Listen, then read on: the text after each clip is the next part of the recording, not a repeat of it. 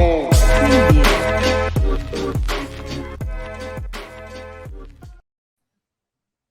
tal? Bienvenidos a otro episodio más de Estamos Ready, el podcast deportivo del momento que está creciendo como la espuma. Gravis Vázquez, Carlos Mauricio Ramírez, y este podcast llega presentado por ¿quién, Gravis Antoine? Juega en línea, juega en línea. Y Gravis Antoine, esto dijo Gravis Josué. Juegaenlinea.com, el mejor sitio en internet para divertirse y jugar de forma segura, incluyendo...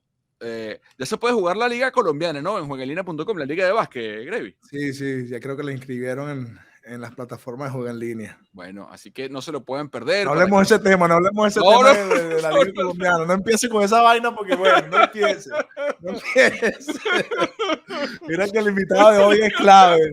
Amigo mío. Amigo de los dos, vale. Mira, hoy tenemos un invitado extraordinario, bueno, como todos acá en Estamos Ready. Primero, antes de traer a nuestro invitado, yo quiero, de parte de Gravis y mío y de nuestra producción, agradecerle a todas las personas. Este podcast tiene 2 meses de vida, 2 mesecitos. Y ya en 2 mesecitos tenemos una comunidad tan sólida, Gravis, tan bonita de gente que todos los domingos espera el podcast, que comenta, que comparte, que nos da ideas, que quiere que le pongamos nombre a los aficionados, que si los estamos redicitos, los listicos, los no sé qué, los ready boys, se quieren, y es lo bonito de este proyecto que creció de la nada, de forma orgánica, que estamos empujando nosotros a través de nuestras plataformas, con nuestros amigos, los que vienen al podcast. Así que yo quería rápidamente agradecerles a todos ustedes por creer en este proyecto y por estar ahí pendientes todas las semanas de Estamos Ready. Bueno, para mí también es un súper honor. Honestamente, yo estoy aquí en Venezuela ahorita y la gente me para, ¿sabes? No solo me habla de baloncesto, sino de este proyecto en la que empodera nuestra cultura. Yo creo que eso se trata, Carlos, y la gente está dándole entendimiento a esto y a los hechos me remito. Este episodio es clave porque obviamente es una persona importante para lo que es el deporte venezolano, sobre todo para el fútbol venezolano, y que esté con nosotros y nos regale un poco de su tiempo es un privilegio, porque yo siempre lo digo y lo seguiré diciendo. Yo prefiero picarle torta a los nuestros. Así es. Que salir a buscar los misters de afuera, argentinos, brasileños. No, los misters venezolanos son buenos, tienen fútbol y las tienen puestas para dirigir. Yo siento que lo nuestro hay que ponerlo primero. Y por eso estoy orgulloso de que, bueno, siempre que lo veo personalmente, él siempre tiene un enlace con el país, no solo deportivo, a nivel de belleza también, porque el hombre, bueno, tiene una buena gente. Tiene buenos aires. Bueno, sin más preámbulos, señores, le damos la bienvenida acá a Estamos Ready a Rafael Dudamel Ochoa, el mejor portero en la historia del fútbol venezolano, entrenador, flamante entrenador del Necaxa en el fútbol mexicano. Rafa, primero que nada, un abrazo desde el área de la Bahía, desde San Francisco, pasando por Caracas hasta Aguascalientes en México. Gracias por estar hoy aquí, Rafa. Carlos, Gravis, un abrazo para ustedes. De verdad que me han hecho emocionar escuchándoles en esta presentación en diferentes etapas de mi vida, pero he podido compartir con cada uno de ustedes, un poco más con Carlos Mauricio, un poco menos contigo, Gravis, pero de verdad que ha habido siempre ese feeling, esa afinidad, esa empatía entre nosotros, que quizás el tema migratorio que nos ha tocado vivir y estar cada uno en un país distinto, pero luchando y trabajando para triunfar y para representar a nuestro país, a Venezuela, y ponerlo en lo más alto, en las pocas oportunidades que tenemos para compartir personalmente, nos une un abrazo lleno de tanto afecto que pareciera que nos vemos muy seguidos. Así que de verdad para mí es un honor poder compartir con ustedes este rato y felicitarles por esta gran idea. Muchas gracias, Rafa. Mira, antes de empezar la entrevista, yo quiero hacerle una trivia rapidita a Rafael Dudamel. Rapidita.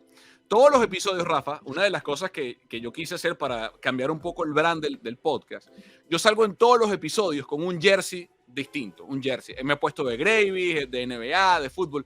¿Qué jersey tengo puesto hoy, Rafa? La camisa de Unión Atlético Maracaibo. ¿De quién?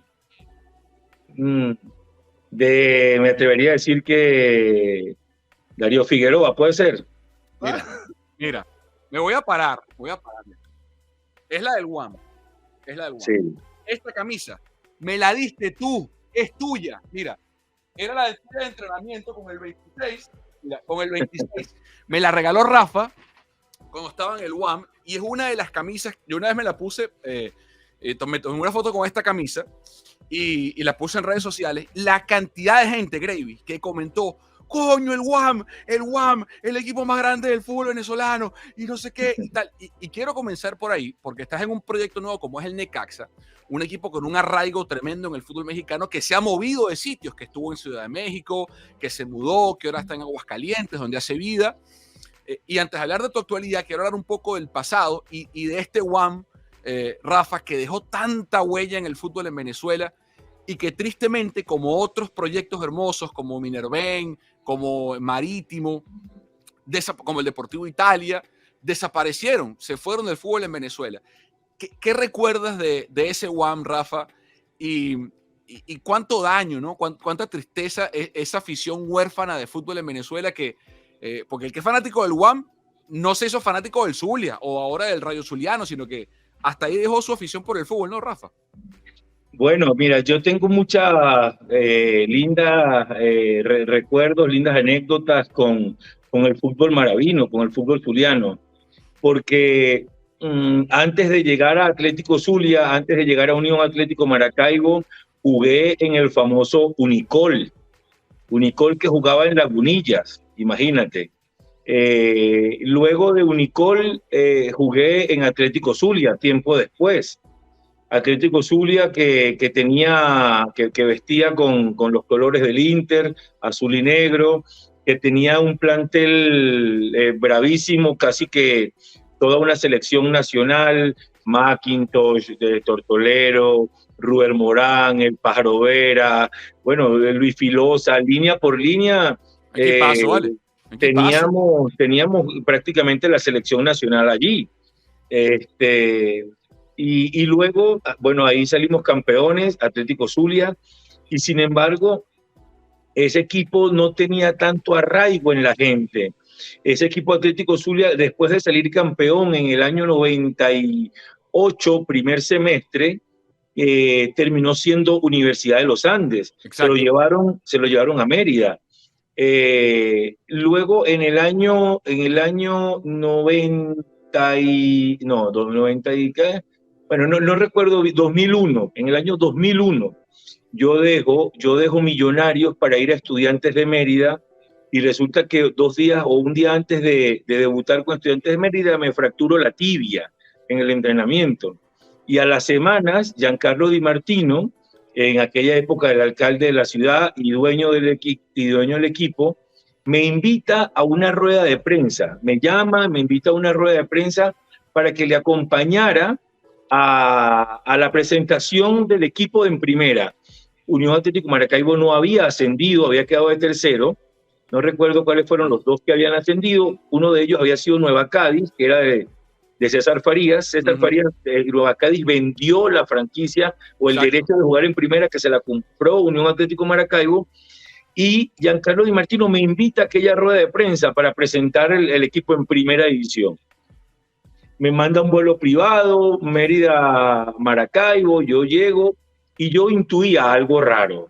Y yo metí 2 mudas más de ropa porque yo intuía algo más. Yo fui por una tarde y terminé quedándome 2 años. Pero tú eras fecha de Estudiantes, ¿todavía? No, yo había firmado con Estudiantes, pero me había fracturado. Nosotros salimos campeones de la Merconorte en el segundo semestre del 2001. Después de la Copa América de Colombia, en el 2001, el Deportivo Cali me vende a Millonarios. Estoy 6 meses, salimos campeones en Millonarios de la Copa Merconorte, y yo llego para jugar en el primer semestre del 2002. Exacto. Y me fracturo la tibia y termino yendo con esta historia al Unión Atlético Maracaibo.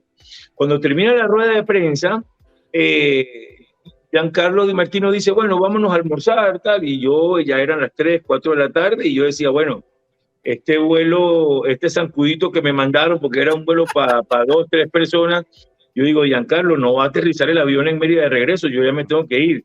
Me dice, no, Rafa, yo no quiero que tú te vayas. Vámonos. Yo quiero que tú seas el entrenador, el presidente, el gerente, lo que tú quieras, pero yo quiero que tú manejes el equipo. Y yo, ay, papá, ¿y ahora qué hago? Y la intuición no me falló. Menos mal que metí aquellas 2 mudas más de ropa porque terminé quedándome 2 años. No solo con esas 2 mudas de ropa, pero digamos que se hicieron muchas cosas. A una semana de iniciar el torneo, asumí yo el equipo. Yo le dije a Di Martino, yo no puedo ser presidente porque yo después voy a volver a jugar. Yo no puedo ser entrenador porque hoy no puedo ser responsable, no estoy preparado para asumir esto. Démosle la figura de director deportivo, nombramos a un presidente, a un gerente, y yo manejo toda la parte deportiva, no tengo nada que ver en lo económico, y ahí fuimos llevando el equipo. Ese equipo lo tomamos una semana antes del inicio del torneo, nada más y nada menos contra aquel Nacional de Colón, ¿te acuerdas? El de Carlos Maldonado. Venía claro, de ser campeón. Claro, con Giancarlo. Bueno, me tocó debutar contra Nacional, contra el campeón. ¿Qué te parece? Y resulta que ese equipo terminó saliendo 6º del torneo y al segundo semestre salimos campeones del Clausura. Una final que después terminamos perdiendo contra el Caracas Fútbol Club. Al final de todo recuerdo muchas cosas bonitas porque, claro, con todo el aparataje, con todo el movimiento que Giancarlo, que la alcaldía tenían para llevar a la gente, se metían 20, 30 mil personas en el Pachencho Romero, haciendo partidos internacionales. Te recuerdo que llevamos Unión Magdalena, llevamos a Junior de Barranquilla, llevamos a Millonarios, llevamos a Deportivo Cali, y siempre para esos partidos internacionales llevamos una figura, o a Reneguita, o al Pibe Valderrama. Entonces la gente feliz. Ese equipo de Unión Atlético Maracaibo sí generó, sí desarrolló un arraigo muy fuerte en la afición zuliana. Pero ahora estás en México, Rafa, y yo sé que Gravis quería preguntarte muchas cosas sobre México. Gravis está enamorado de México, te cuento. Bueno, yo viví en México, he visitado Aguascalientes porque a través de la agencia representé a un jugador, por cierto, venezolano de béisbol, que jugó en Aguascalientes, en el equipo de béisbol. Y a mí en los rieleros de Aguascalientes. En los rieleros de Aguascalientes. Pero más que preguntarte de México, yo quería, Rafa, preguntarte, ¿sabes? Me llama mucho la atención que siendo venezolano, en la época que tú inicias tu carrera futbolística como jugador activo, ¿qué te llevó a enamorarte del fútbol? Cuando Venezuela siempre ha sido un país de verdad muy de béisbol, baloncesto de cierto modo, pero en esa época para ustedes era muy difícil porque bueno, yo que tengo 36 años y hoy soy amante del fútbol por muchas razones, una en específica mi hijo, y obviamente por personas como tú que conozco desde que estoy obviamente más chamo. ¿Y por qué? ¿Sabes cómo llegó esa pasión futbolística cuando tú creciste en un país que era típico el fútbol? ¿Me entiendes? Yo fui deportista, Gravis, toda mi vida. O sea, yo fui de raza deportista toda la vida. Yo cuando vivía en Barquisimeto, después que mis padres nos llevaron a Barquisimeto, yo jugaba baloncesto, yo jugaba voleibol, yo jugaba béisbol.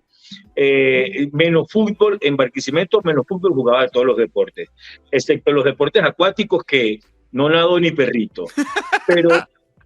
Pero ya cuando yo tengo 8 o 9 años, con mi familia materna, mi abuelo materno, que en paz descanse, compró un apartamento en Mérida. Entonces, cada uno de sus hijos, es decir, mis tíos y también en su momento mi mamá, cuando se graduaban de bachiller, entonces se iban a Mérida a estudiar en la Universidad de los Andes. Así tengo una tía odontóloga, así tengo una tía bioanalista, mi mamá abogada. Entonces, desde los 8 o 9 años yo iba a pasar vacaciones a mitad de año en Mérida y allá solamente se jugaba fútbol. Exacto. Pero antes de yo empezar a jugar fútbol, que jugaba béisbol, mi viejo trabajaba con el Cardenales de Lara y no directamente con lo deportivo, sino tenía un puesto de los que vendía, de los que distribuía esa chuchería, el maní, los tostones, todo. Entonces, nosotros llegábamos muy temprano al estadio y para mí era una emoción poder ver el calentamiento de los peloteros, de Luis Ojo, de Fred Manrique, del pitcher Luis Leal, de Aponte. O sea, imagínate los nombres que yo me estoy acordando. Pero de eso y de esa etapa del béisbol, ¿sabes lo que yo más recuerdo? Ver parado a Antonio Armas en el home y cómo le brillaban los zapatos negros. Para mí era algo espectacular. Mi ídolo era Fred Manrique. Mi ídolo era Fred Manrique. Y yo, hasta que no averigüé cómo Antonio Armas, nuestro gran jonronero, y después llegó Galarraga y después Cabrera, pero en mi infancia Antonio Armas era el pluma blanca, era lo máximo. Eso. Y entonces yo después averigüé de cómo Antonio Armas dejaba sus zapatos tan negros brillantes y que no se le ensuciaban durante el calentamiento y el partido. Bueno, resulta que había una grasa que después de limpiarlo todo, le echaba la grasa y era lo que los protegía. Bueno, eso para mí, eso marcó mi vida. Y después cuando yo empecé en el profesionalismo, en el fútbol, yo hacía lo mismo. Fueron esos hábitos o ese profesionalismo, esos pequeños detalles que aquellos peloteros marcaron mi vida como futbolista, desde la disciplina, desde la pulcritud, desde la buena presencia. Entonces, ya después, cuando yo empiezo en el fútbol, mi mamá ya llega un momento en que, separados mis viejos, nos vamos a Mérida. Mi mamá no era ni bachiller.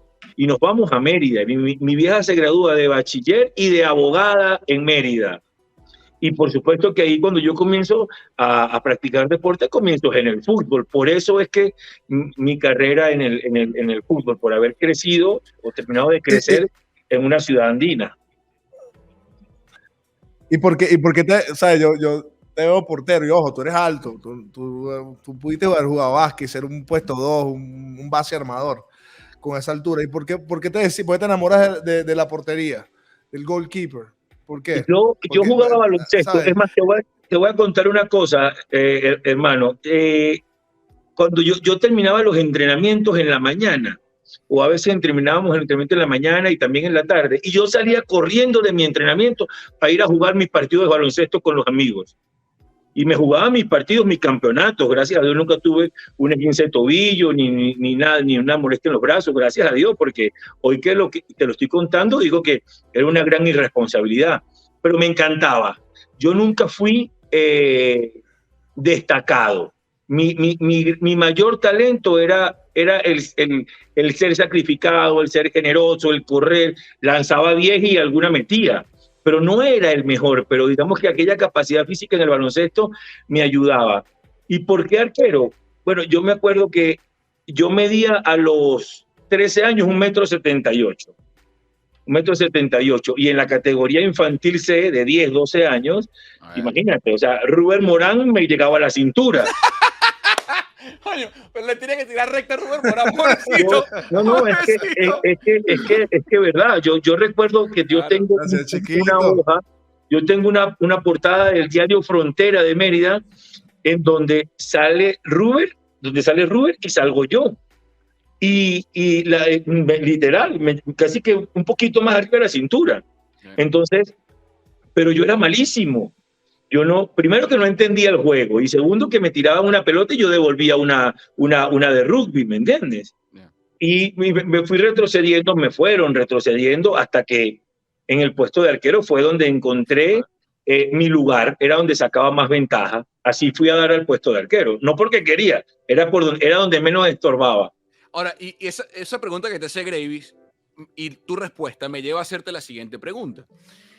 Uno de los propósitos de este podcast, Rafa, es divulgar conocimiento. Que esa gente que no tiene acceso a ti, que estás en México dirigiendo con Necaxa, que te ha visto jugar, que te ha visto dirigir, pero que no tiene la posibilidad de sentarse contigo como la tenemos Gravis y yo, que seamos masificadores de conocimiento y de experiencias y de crecimiento. un chamo que nos está viendo y quiere ser portero, el papá que tiene o hijo o hija que le gusta el fútbol y quiere ser portera, porque lo que tú acabas de decir, cuando yo empecé a jugar fútbol también, a mí me ponen delantero, no sirve, volante, más o menos, lateral izquierdo, ahí va. Entonces terminé de lateral izquierdo y slash portero por lo mismo. Sí. ¿Cómo incentivar el amor por la portería? ¿Cómo saber si mi hijo tiene dotes para la portería y que no lo vea como una democión, sino con emoción? Que lo vea como que, hey, tú eres el tipo arrecho del equipo o la niña arrecha del equipo y aquí eres un muro. Y, o sea, ¿de dónde viene? ¿Cómo incentivar el amor por esa posición? Bueno, hoy el fútbol en Venezuela está más organizado, Carlos, Gravy. Hoy el fútbol en Venezuela está más organizado. Entonces hoy hay más posibilidad de que los niños, de que los jóvenes a temprana edad puedan jugar de manera masiva el fútbol. Pero el deber ser del entrenador formador entre los 8, 10, 12, 14, 16 años es que los jugadores pasen por diferentes posiciones. Que el futbolista, que el jugador entienda el juego desde las diferentes posiciones y después se van acomodando solo. Ellos, el jugador mismo, el niño, el joven solo, va encontrando dónde están sus mejores fortalezas y tú lo vas observando. Claro. El niño no puede jugar donde tú quieras. Tú puedes verle condiciones para determinada posición. Y sobre todo hoy que marcamos tanto de acuerdo al biotipo físico, o central, o delantero, o arquero. No, hay que hacerle jugar. Ahora, pero hay un tema, hay un tema del biotipo, Rafa, que es indispensable, pero hay jugadores que han roto ese paradigma. Y tú lo viviste en carne propia. O sea, un tipo como Thibaut Courtois, que mide casi 2 metros, un tipo como Marc-André Ter Stegen, que mide casi 2 metros. O sea, hoy los clubes grandes buscan ese tipo de biotipo. Pero ha habido porteros en la elite mundial que tampoco están 1,80 m, 1,85 m. Y tú dirigiste a uno como Wilker Fariñez, que llega al 1,80 m y pico, si acaso. Metros 82 o 1,78, algo así. Por ahí. Y yo lo vi yo estuve con Wilker cuando la sub-15 de Seferino hizo una gira por España. Wilker era el portero de esa sub-15 y yo, o sea, no es que me lo contaron, es que yo lo vi y lo hablé con scouts, con directores de academias del Real Madrid y del Atlético de Madrid, que no querían a Wilker, Rafa, por el tamaño. O sea, me decían, si este chamo, si este muchacho midiera 1,90 m, 1,80 m, lo firmamos mañana. Pero claro, el tamaño lo firmamos. ¿Cómo hacer para si un chamo quiere ser portero, el biotipo no lo limite? ¿Qué condiciones tiene Wilker, por ejemplo, para que su biotipo no lo limite? Lo que pasa, Carlos, es que tú te fuiste al continente europeo. Y el continente europeo tiene un nivel de organización muy diferente, superior a nosotros. Entonces, desde muy chiquitos ya esa manera de organizarse posicionalmente lo van desarrollando y lo van concretando mucho más rápido que nosotros. Y nosotros tenemos otra cultura, nosotros tenemos otro nivel de desarrollo. Nosotros no podemos entrar en esa misma línea de selección que los europeos. Nosotros cuando tomamos la selección sub-17, entendimos que jugar cada 48 horas era antihumano, era anti todo. Y entonces, ¿qué tenías que buscar? Seleccionar, además del talento, la parte físico-atlética, porque si no, al tercer partido ya las piernas no te daban. Claro. Y sin embargo, en esa sub-17 tuvimos a muchachos como José Luis Caraballo, que cuando entramos al hexagonal final, al segundo partido, yo le pregunto, ¿qué te pasa, José? Profe, es que yo quiero, pero las piernas no me responden. Porque te tocaba jugar cada 48 horas, claro, cada 72 en el hexagonal. Y entonces arrastras una exigencia física, un desgaste físico, que por más que quieras, no te da. Y esto que hacíamos 5 semanas de pretemporada, después que terminaban con los equipos, y poder llegar con un par de simulacros de torneo internacional para poder estar lo mejor preparados. Pero ya después cuando te agarraban los argentinos, los paraguayos, los uruguayos, los brasileros, si no tenías una buena condición físico-atlética, hasta te chocaba el autoestima, porque tú ibas en el túnel. Yo siempre acostumbraba a quedarme detrás de las dos filas de jugadores que iban saliendo, y la diferencia física, yo decía, ¿qué tal que no tuviésemos a Peña, a Ponce, a Tineo, a Franco Díaz, a Marrufo? Teníamos un equipo con buena envergadura. Entonces, la diferencia del biotipo físico muchas veces termina imponiéndose sobre los más pequeños por la misma desgaste físico. Entonces, para nosotros era muy importante. Ya después aparecen tipos diferentes en el arco, como Fariñez, que es un tipo extraordinario. Tú ves, por ejemplo, a Joel Graterol, a José Contreras, al arquero del Caracas, se me va el nombre. Ahorita, Baroja. Sí, a Baroja, y tú dices, son buenos arqueros. Son arqueros de nivel internacional. Pero cuando tú hablas de Fariñez, tú dices, este es un tipo extraordinario, este es un tipo distinto. Y en el juego de campo es el tema de Soteldo. Para Soteldo yo lo pude haber tenido desde la sub-17.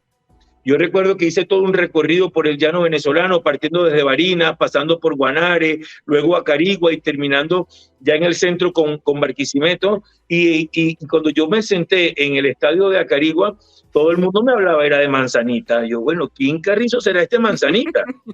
Bueno, este Manzanita después nos hizo subcampeones del mundo, formó parte de esa generación y hoy está en el Santos de Brasil. Pero digamos que por ese biotipo, imponiéndose con su calidad, ese proceso de consolidación en la élite tardó un poquito más. Qué impresionante como ustedes hablan, o sea, si hablas un poco de béisbol y en el básquet también sucede mucho, el biotipo que para mí es clave en lo que es escauteo, en decisión de jugadores, en conformación de roster, KYP, Know You Personnel, cómo construyes un equipo que obviamente tú vas a pasar por eso ahorita con esta nueva responsabilidad. Altuve, ¿sabes? ¿Quién coño iba a pensar que Altuve? Exacto. O sea, yo cada vez que voy a un juego en vivo de Altuve en Grandes Ligas, yo digo, Dios mío, esto es un talento extraordinario. Y yo pienso que nosotros los venezolanos, en términos a nivel deportivo, porque obviamente existen estereotipos para nosotros, por lo menos yo fui un jugador que jugó en la mejor liga del mundo, en base armador no atlético. Yo era muy difícil que te marcara un sprint y pudiera alcanzar un Westbrook, a un Brandon Knight, a un Ty Lawson, tipos que son muy rápidos. Claro. Pero cómo tú mides el corazón y el coraje y las pelotas de un jugador, eso no hay un software, no hay una tecnología. Entonces yo pienso que con Wilker, por esto que dice el profe, que cómo evalúan el talento en Europa, muy distinto al de nosotros, que obviamente ellos son un poco más organizados, hay que aceptarlo, digo, en mi opinión. Uh-huh. A veces se pierde porque nosotros mismos no lo promocionamos bien, creo yo, y no necesariamente el mister o el coach o el profe, sino nosotros como media, nosotros como venezolanos, a que el mensaje llegue más rápido, porque cuando nosotros entramos a cualquier barrio te dicen, coño, aquí el que juega es Gravis Vázquez, aquí el que juega es Miguel Cabrera, ya en el barrio se suena, pero nosotros a nivel internacional no proyectamos, nosotros no tenemos potencia de proyectar a nivel de ficha internacional, de que estos jugadores como Wilker no tengan que sobrepasar demasiadas alcabalas por la limitación atlética o porque el tipo no es tan alto. ¿Me entienden el punto? Un poco. Pero fíjate algo, Grady. Quizás pudiese fortalecerse un poquito más esa manera de vender nuestro producto. Exacto. Y hablo de producto del futbolista como un producto, porque al final nosotros dentro de este negocio somos un producto. Entonces, pero fíjate algo, o sea, Wilker Fariñez fue un futbolista o es un futbolista que cumplió todo el proceso de suramericanos, sub-15, sub-17, sub-20 y mayores, o sea que a nivel de federación, a nivel de selecciones, que yo digo que es donde realmente está el producto final.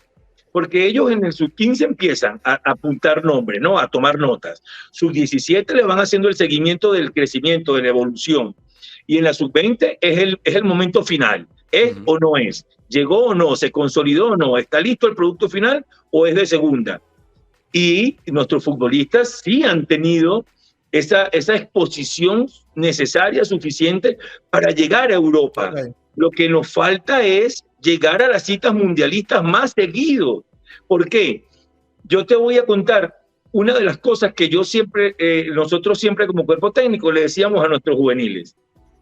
¿Por qué los entrenadores, por qué los dirigentes, por qué los agentes se inclinan más hacia uruguayos, argentinos, brasileros? Porque compiten del primero al noveno partido. Los tipos están siempre peleando lugares por el mundial. Mientras que nosotros del norte de Sudamérica, Venezuela, Colombia, Ecuador, Perú, a veces está uno, a veces está el otro, pero los sureños están siempre. Uruguay, Argentina, Brasil, están siempre peleando en un 90% disputa por la clasificación al mundial. Entonces, cuando tú eso lo proyectas después a las grandes ligas europeas y ves los equipos, los clubes campeones, siempre hay o un uruguayo o un brasilero o un argentino. ¿Por qué? Porque llevan a tipos altamente competitivos, que no solamente son capaces de jugar bien al fútbol, sino que mentalmente son capaces de soportar la presión de principio a fin, que soportan la adversidad, la angustia de la derrota y que saben convivir con el éxito. Los nuestros no, a nosotros nos falta más constancia. Yo creo que te amo. No te amo. Apláudelo. No. Sí, y voy a un punto. Sí. Y voy a un punto porque, coño, él tiene muchas bolas y habla muy congruente. Y esa vaina a mí me pone... se me sube todo porque me encanta. Por ejemplo. Es que hablamos desde la experiencia. Desde la experiencia que gracias a Dios tuvimos el privilegio de vivirlo dentro de nuestra selección, pero que antes de vivirlo como entrenador lo sufrimos como futbolista. Claro. Lo sufrimos como futbolista. Por ejemplo, cuando nosotros íbamos a los torneos suramericanos, a las eliminatorias, no teníamos la buena preparación y no teníamos la fortaleza mental para combatir. O tú recuerdas generación tras generación, Carlos Mauricio, que has seguido más el fútbol. Talento hemos tenido siempre y talento tendremos siempre. Lo que pasa es que hoy estamos teniendo mejores entrenadores venezolanos capaces de, con los nuevos metodologías de trabajo, potenciar más a nuestros jugadores. Pero es que si yo te hablo, te voy a hablar de mi época de futbolista. Stalin Rivas, Tortolero, Gerson Díaz, Gaby Miranda, Seferino Bencomo, Páez Pumar, Rodallega, aquel oriental que jugaba en Minerven y en Mineros, Juan García, Yanis Tavares. Pero me van a decir, pero ¿cómo es que no clasificábamos al Mundial? Y aquellos tipos si eran que las tenían bien puestas, y aquellos tipos sí que jugaban bien, y aquellos tipos que te estoy nombrando sí que tenían buena talla. Reuníamos todas las condiciones para ser jugadores élite. Pero lamentablemente en aquella época no teníamos esas buenas metodologías modernas actualizadas. Lo nuestro era muy silvestre. Lo nuestro era muy silvestre.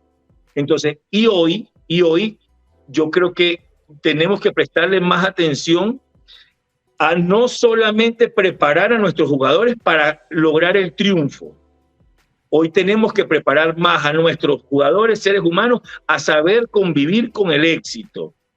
Porque si no, rápidamente los tenemos de vuelta. Pero mira, ese punto que toca Rafa me lleva a la siguiente reflexión. Esto yo se lo planteamos Graves y yo en un podcast que grabamos juntos en Miami, Rafa, con José Manuel Rey. El fútbol venezolano, para mí, ya está en una etapa en donde hemos amasado, Rafa, suficientes jugadores y entrenadores que han coexistido con el éxito y con las vicisitudes también, para luego reinyectar ese capital intelectual, vivencial, al país. Y yo le decía a José Manuel Rey, yo pienso, y se lo diré al presidente de la Federación Venezolana de Fútbol, quien también estuvo en este podcast, a Jorge Jiménez, que la federación necesita un comité de selecciones. Ese comité de selecciones tiene que, de mi opinión, contar con Richard Páez, Rafael Dudamel, César Farías, Juan Arango, José Manuel Rey, El Pájaro Vera, Guacharaca Baena, Marcos Matías, un grupo de gente que ha vivido fuera del país y dentro del país, Carlos Maldonado, que vivió, que supo lo que era salir de Venezuela, jugó afuera, le echó bolas afuera y ahora, con otro proceso, con otra visión distinta, va a determinar lo que somos como país futbolero. Y ese comité, indistintamente de que Rafa dirige en Necaxa, que César dirige en Alianza, en Águilas Doradas, que donde sea que dirija, ese comité, Rafa, tiene que decir, mira, Venezuela va a jugar a esto, desde la sub-8 hasta la mayor. Y el técnico de la sub-8 va a ser Luis González, y el de la sub-10, Antonio Pérez, y el de la mayor, Gustavo Feliciano. Y ese comité es el que decide de qué va después el cuerpo técnico trabaja y hace su trabajo, pero bajo ese estatuto de la gente que conoce la idiosincrasia y que lo padeció, Rafa. ¿Qué piensas tú? No, yo estoy de acuerdo contigo. Pudiese pulir un poquito esa idea. ¿Por qué? Primero, sácame de ese comité de selecciones, porque dentro de 15, 20 años te digo, aquí estoy para el comité de selecciones. Hoy tengo la ilusión y Dios sabrá cuándo, de volver a estar en nuestra Vinotinto. Hoy soy un aficionado más, hoy soy un venezolano que con mucha ilusión apuesta a los buenos resultados del técnico actual. No aparezco por ningún lugar, ni me van a escuchar nunca opinando sobre el trabajo de mis colegas, porque nunca me gustó que hablaran de mi trabajo desde afuera. Entonces yo hoy apoyo las decisiones que no me corresponden a mí, que le corresponden a los dirigentes, en este caso a Jorge Jiménez y su comité, pero jamás voy a estar hablando, debió hacer esto, debió hacer lo otro. Nunca me van a ver en una tribuna criticando ni mostrándome en un mal momento. Eso me parece que es lo más antiético que hay en la vida. Yo he brindado el respeto a mis colegas como me gustó que me lo brindasen a mí. Algunos sí, algunos no. Pero no me voy a prestar nunca para esa falta de ética de hablar del trabajo de mis colegas, ni mucho menos de las decisiones de los dirigentes. Ahora, comité de selecciones, me parece bien, pero así como tú te retiras de jugador y tienes que ser entrenador, te tienes que preparar para ser entrenador. Entonces, si tú después quieres tener un alto cargo o una alta responsabilidad en el comité de selecciones, tienes que prepararte, porque lo que hicimos en el fútbol como futbolistas o como entrenadores requieren después de una preparación para ocupar un cargo dirigencial, más allá de que lo vas a desarrollar dentro de algo que tú conoces, pero ya lo vas a desarrollar no como jugador ni como entrenador, lo vas a desarrollar como dirigente. Claro, la ejecución, claro. Cuando ya tú pasas a formar parte de un comité de selecciones, no eres jugador ni eres entrenador, eres dirigente.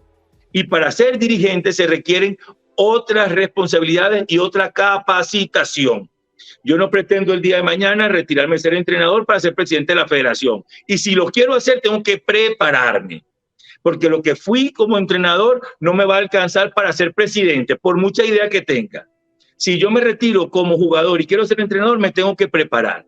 Entonces, para cada cargo se requiere una capacitación. La gran ventaja que tenemos es que tenemos la experticia del campo en donde vamos a trabajar, pero requiere de una capacitación. Y después, la decisión la tiene que bajar en esa pirámide organizacional jerárquica que nosotros, los atletas, por naturaleza, no nos gusta. Nosotros, los atletas, cuando nos retiramos o cuando estamos de jugadores, no nos gusta la pirámide jerárquica en donde el presidente, el gerente, el director deportivo, el entrenador, cada uno tiene un rol. Y en las grandes empresas exitosas del mundo, la pirámide jerárquica se respeta. Nosotros no, nosotros queremos alterar todos los roles. Nosotros queremos saber más que quienes deciden. Entonces resulta que el que tiene que bajar esa línea, ¿verdad?, de filosofía de trabajo es el presidente, nos guste o no. Y de acuerdo a esa línea, empezar a generar una identidad. Ok, somos nosotros los venezolanos, esta es nuestra idiosincrasia, esta es nuestra cultura, no podemos Lo que pasa es que iba a decir algo que me iba a dañar todo lo que había dicho anteriormente. Nosotros los venezolanos tenemos que fortalecer nuestra cultura, el quiénes somos.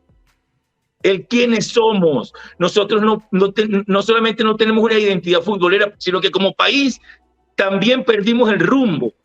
Entonces nosotros estamos permanentemente absorbiendo lo de los demás y perdemos nuestra esencia y vamos en lo social. Vamos en lo social hace 30, 40 años cuando Venezuela estaba en otro momento sociopolítico. ¿A dónde iban a pasar vacaciones la gente que podía? ¿O a Margarita o a Miami? Díganmelo ustedes. Sí. Iban a Miami. No disfrutamos de lo nuestro, o estoy mintiendo. Bueno, hoy nosotros como venezolanos tenemos que recuperar nuestra esencia, nuestra idiosincrasia, nuestra identidad, porque somos venezolanos. Y cuando a nosotros nos toca emigrar, a nosotros nos toca adaptarnos a la idiosincrasia norteamericana o a la idiosincrasia mexicana o a la idiosincrasia chilena o a la colombiana. No, nosotros traemos uno de afuera para que nos cambie todo a nosotros. Chévere, bienvenido, porque no se desconoce. Lo vas a hacer llorar, porque ese es el punto fetiche de este caballero en este podcast. Lo vas a hacer llorar. Yo no quiero sigue hablando. Es una realidad, porque nosotros tenemos una realidad sociocultural. Nosotros tenemos una realidad sociocultural que 5, 10, 15 personas no nos las pueden hacer cambiar. Y no es que no puedan, no es que no deban, es que no pueden, porque 5, 10, 15 personas contra 35, 40 millones de venezolanos, compadre, entonces yo la estoy viendo equivocada. Pero cuando a mí me ha tocado ir afuera, a mí me toca adaptarme a la idiosincrasia de ese país.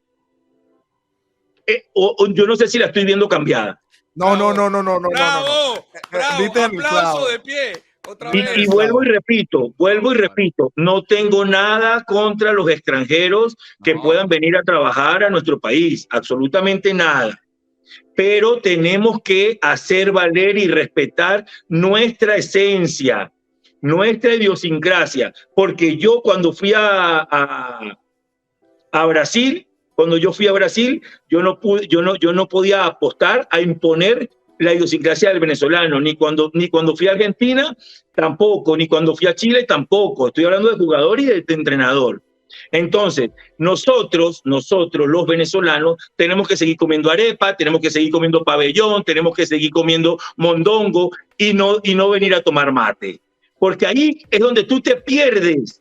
Ahí, como venezolano, cuando tú pierdes tu esencia, pierdes tu identidad y pierdes el rumbo.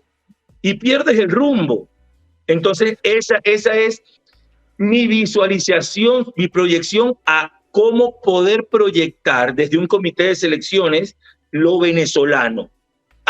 Hoy hemos tenido mucho. Yo tuve entrenador a Pignarelli, yo tuve entrenador a Ratomir Dukovic, yo tuve a Pastoriza, yo tuve entrenadores extranjeros. Y ellos desde nuestras capacidades como futbolistas venezolanos intentaron, sí, profesionalizarnos mucho más, generar esos hábitos profesionales, pero no cambiar una cultura venezolana. Y eso es lo que nosotros más tenemos que fortalecer, nuestra esencia.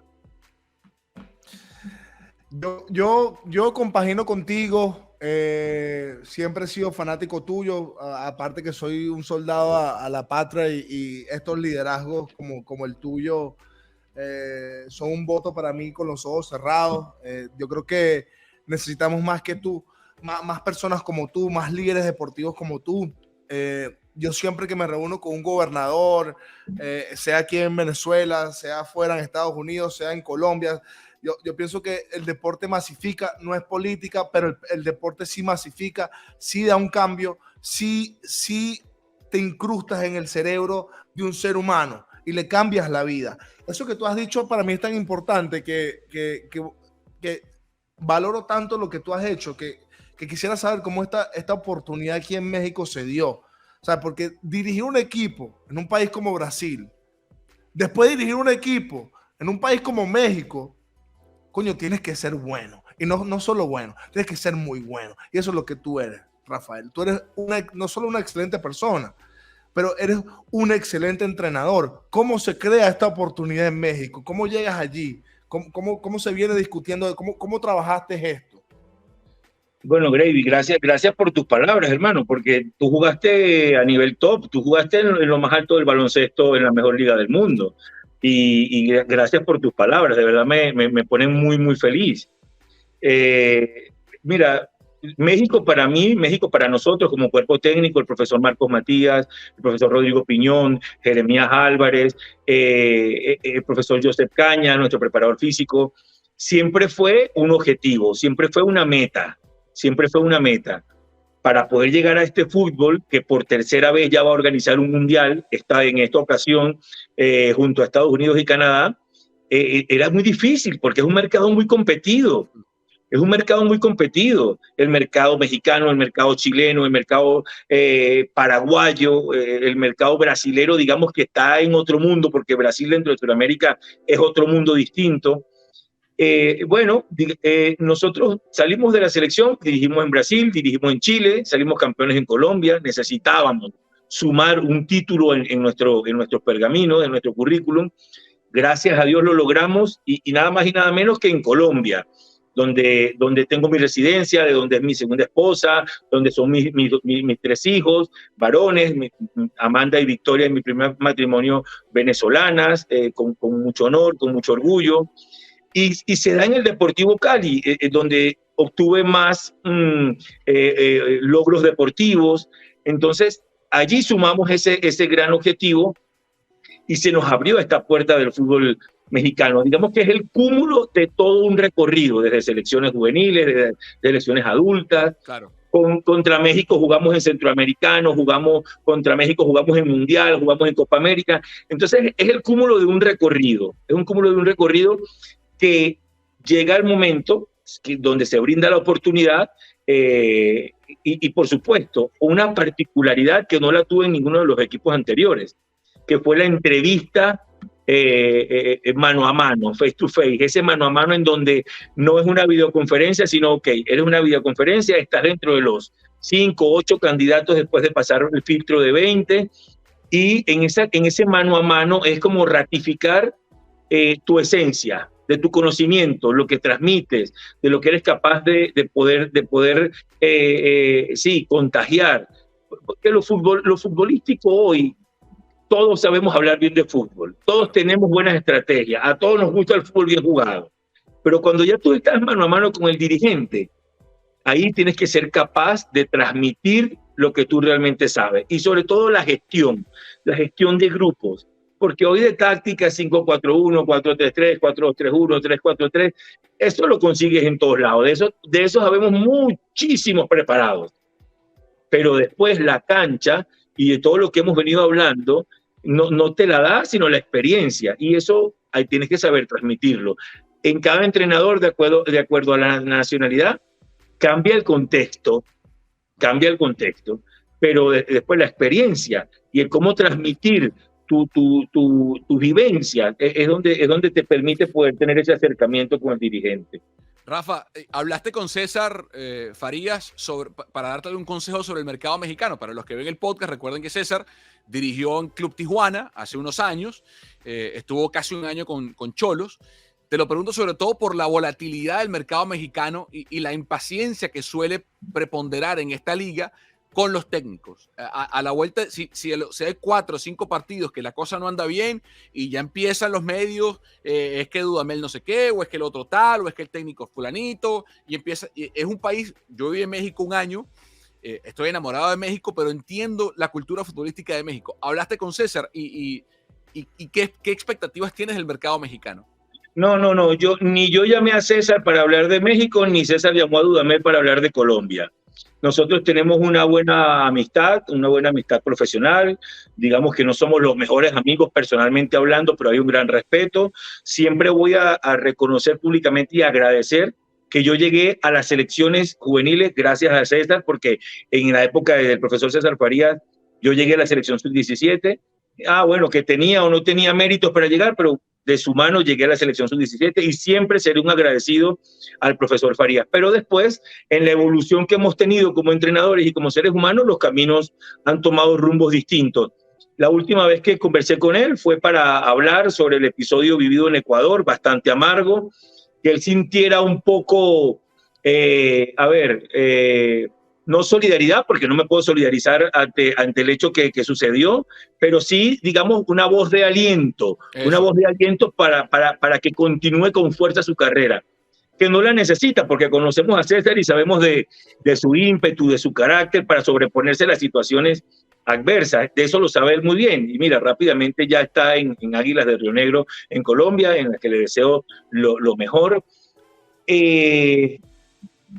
No llamé a César para preguntarle de México, pero tengo algo mejor que una llamada a César, que es a Marcos Matías, que estuvo con él en Xolos. Claro. Entonces, pero estoy seguro que si lo hubiese hecho César muy amable y profesionalmente, hubiese podido ayudarme a muchas otras cosas que también desde la experiencia y desde todo el conocimiento que hemos adquirido con el cuerpo técnico conformado, porque además de Marco, Rodrigo, Joseph y yo, tenemos conformado también un equipo técnico institucional que nos brinda todo ese apoyo y protección para adelantarnos en cuanto a lo que conocen del fútbol mexicano.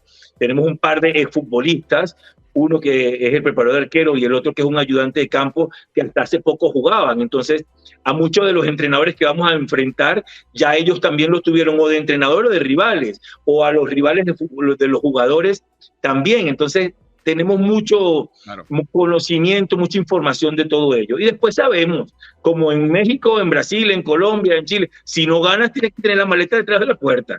Esperemos que esta maleta, yo ya la deshice, mi maleta, ya mi ropa está bien colgada, esperemos que esté allí durante muchos años. A ti te va a ir bien, tú sabes que te vas a ir bien. A él le va a ir bien porque él tiene cojones para dirigir. Tú sabes que yo me hice fanático de Xolos, en principio, cuando llegó César y se llevó a Juan. Dije, bueno, yo no tenía ningún otro tipo de vínculo con el fútbol mexicano, más allá del paso que tuvo en su momento Gaby por el fútbol mexicano, Giancarlo con Potros, después se llevó también al Cafú para Atlante, Vizcarrondo tuvo un tiempo en el América, pero no tenía ningún arraigo realmente con el fútbol mexicano. Llegan César y Juan y dije, bueno, hay dos venezolanos en el equipo de más peso, Juan es Juan, aparte del técnico de Venezuela, y después viví en Tijuana, entonces bueno, me hice más fanático de Xolos. Pero ahora esa afición queda de lado, ahora le voy al Necaxa, soy como Don Ramón, le voy al Necaxa porque está mi amigo Rafael El Pulpo Dudamel dirigiendo al Necaxa. ¡Qué grande! Para ir cerrando el podcast, nos quedan 3 minutos para ir cerrando. Quiero saber, el mundo quiere saber, el mundo necesita saber cómo lidia Rafael Dudamel con ser el papá de la mujer más bella del universo, porque a tu hija la robaron. A tu hija la robaron en esa vaina. Sí, vale, qué robo, vale, coño de su madre, vale. No, ¿Cómo lidia Rafael Dudamel? ¿Qué es más arrecho? ¿Para un penal en la final de la Copa Libertadores o para los penales que le patean a la hija tuya buscando, oye, yo quiero salir con tu hija? Yo tengo 2 hijas y me estoy volviendo loco y tienen 7 y 3. No me imagino tú cómo haces, Pulpo. No, el problema no lo tengo yo. Ya tiene un novio. El problema no lo tengo yo, el problema lo tiene Daniel, su pareja, el problema no lo tengo yo. Uno como papá, Carlos, y tú que eres papá de 2 niñas, te voy a dar la mejor receta. Entiende que tus hijas no van a ser tus novias, no van a ser tus esposas. Entiende que tus hijas son tus hijas. Edúcalas, oriéntalas, incúlcale valores, sus principios, que llega un momento después de los 13, 14 años en donde ellas necesitan empezar a vivir. Y es allí donde todo lo que tú inculcaste en la época de papá, cercano, va a salir a flote. Ya después de los 14 no puedes hacer nada. Y lo que tú eres como papá, el ejemplo que tú das como papá, es lo que va a marcar la vida de tus hijas. Entonces, yo disfruto los éxitos de mis hijas. Amanda, con todo lo que va haciendo en su carrera como diseñadora, hoy está por allá en Bangkok, invitada por el Miss Universo, ya estuvo en la Champions, todo eso a mí me satisface. Victoria ya perfeccionando su inglés para irse a estudiar luego medicina en Madrid, en la Universidad Europea, donde fue aceptada con máxima nota. Entonces, todas esas cosas a uno, papá, lo que hacen es orgullecerle, ¿me entiendes? Las decisiones que ellas vayan tomando, bueno, tienen que asumirlas ellas. Yo estoy siempre para cuando ellas me necesiten, pero no les voy controlando la vida. Nos queda un minuto, Rafa, nos queda un minuto. ¿Qué le dijiste a Amanda en el Miss Universo? Cuando te paraste y le hablaste al oído, ¿qué le dijiste? Yo subí a tranquilizarla, consolarla a ella, y ella terminó consolándome a mí. Porque cuando yo subo y le digo, hija, tranquila, fue maravilloso, competiste espectacular, me dice, papi, tranquilo, que ahora somos libres. Imagínate tú lo que me dijo ella, ahora somos libres. Entonces eso me rebobinó la película a cuando ella me convenció para ir al Miss Universo. Ella tenía muy claro cuál era su objetivo en el Miss Universo. La corona era la cereza del pastel y ella la quería ganar. Pero el haber logrado semejante exposición y competir de tal manera, y que no todo era una belleza corporal, sino su capacidad para mostrarle al mundo lo que era estar en ese rol de Miss. Después era poder tener la libertad de estar en un lugar y en otro, y no estar 1 año o 2 años más bajo un régimen contractual. Mira, ¿cómo pasó de rápido esta hora, Rafa? Y pudiéramos estar contigo hablando horas y horas. Tenemos que hacer una parte 2. Te comprometo una vez, Rafa, para hacer una parte 2, porque nos quedaron muchos temas por tocar. El tema de la identidad es un tema que a mí me obsesiona, a Grevis también, la venezolanidad como identidad, y el propósito principal de este podcast es sembrar, es incubar esos valores, esos conceptos, que la gente en Venezuela y los venezolanos fuera del país entiendan que está bien recibir consejos de nosotros mismos, que está bien, como dice Grevis, picarnos torta. Sí. Está bien decir, mira, vale, sí, Rafael Dudamel es un tipo arrecho y lo tengo que escuchar porque ha hecho cosas que yo no he hecho y de él puedo aprender. No únicamente de un colombiano, un argentino, un mexicano, un español, un italiano, sino que hay venezolanos como Rafael Edgar Dudamel que tienen tantas o más cosas que decir y me lo dicen en mi idioma, en mi lengua, en mi léxico, con mis manerismos, con mis modales, con mi forma de entender. Te agradecemos el tiempo, Rafa, todo lo mejor del mundo en México. Y Carlito, no es solamente Rafael Dudamel y César Farías, y escúchenme, ¿y dónde está Leo González, Francesco Estífano, y todos los que van emergiendo en una carrera exitosa? José María Amor, se me va el nombre ahorita Eduardo Zaragoza, del entrenador de Monaga, Johnny Ferreira. De Johnny, toda la carrera que han tenido, o sea, tenemos mucho talento y ellos en su momento seguramente van a tener la gran oportunidad porque tienen una gran capacidad y porque han sido exitosos. Entonces hay que darle mucho valor a lo nuestro. Hoy es el turno del profesor Batista y su cuerpo técnico. Venga, vamos a apoyarlo, vamos a desearle lo mejor, pero que sepan que detrás de ellos habemos quienes le estamos respirando en la nuca, como decimos, ¿no, Gracie? Que estamos respirándole en la nuca. Claro que sí. Hay competencia y de la buena. Claro, y de la buena. Eso es sano, claro que sí. Totalmente, claro, la competencia sí, interna siempre te va a llevar a ser mejor. Claro. Entonces, sobre la mesa, nuestros dirigentes siempre van a tener cantidad y calidad venezolanos. The end. No se puede cerrar mejor. Coño, ya va. Yo quiero que si hay un chance ahí de trabajar contigo, porque hoy ya estaba soldada, pero hoy terminaste de que te contrasoldar mi relación contigo. Yo soy el aguatero del equipo, si necesitas a alguien. Yo soy tu guardaespaldas, lo que tú quieras, pero qué cojones. Gracias por tu tiempo, gracias por lo que has hecho por nosotros los venezolanos. Me inspiras. Eso es. Y qué manera de inspirar, de verdad que ha sido un episodio que para mí, y qué bueno que también te sentí que estabas hablador, querías hablar, y yo me pongo así también, yo me identifico tanto contigo y creo tanto en lo que en tu expertise, en tus conocimientos y en tu liderazgo. Yo creo que eso para mí es importante. Tengo admiración totalmente a tu liderazgo y a lo que haces, porque tú cambias vidas y sobre todo venezolanas. Y para mí eso la admiración es mutua. La admiración es mutua, muchachos, de verdad. Gracias por esta invitación, y la invitación a todo nuestro país es a creer en lo nuestro, en nuestro talento, en nuestros jugadores, en nuestras capacidades, en el respeto y en el valor a nuestra esencia, en lo que somos como venezolanos. Hay que recuperarlo y hay que recuperarlo rápido, porque nosotros somos, a nivel de talento, somos potencia. Somos potencia, individualmente regaditos por el mundo, somos buenos. Imagínate si nosotros logramos potenciarnos colectivamente, somos potencia, pero tenemos que creérnoslo, tenemos que aplaudir y admirar y disfrutar de los triunfos de los nuestros, porque somos muy buenos. Te amo, Rafa, te amo forever. Te lo he dicho en persona, te he abrazado, te lo he dicho 1000 veces, hemos trabajado juntos y sabes lo que realmente siento por ti y te lo agradecemos eternamente. Rafa, le voy al Necaxa. Te quiero ver campeón en México, Rafa. Yo te también. Mando un abrazo, mándale un abrazo a Marcos, a todo el cuerpo técnico, todas las bendiciones del mundo y gracias por tu tiempo, Rafa. Chao, un abrazo para ustedes, los quiero mucho. Felicidades, Dios me los bendiga.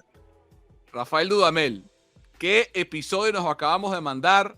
Gravis Vázquez, ¿qué episodio nos acabamos de mandar con el pulpo Rafael Dudamel? Despedimos este episodio que es presentado por Juega en línea. Juegaenlinea.com, el mejor sitio para apostar y divertirse en internet. Por favor, vean el fútbol mexicano y apoyen al Necaxa. Apoyen al Necaxa.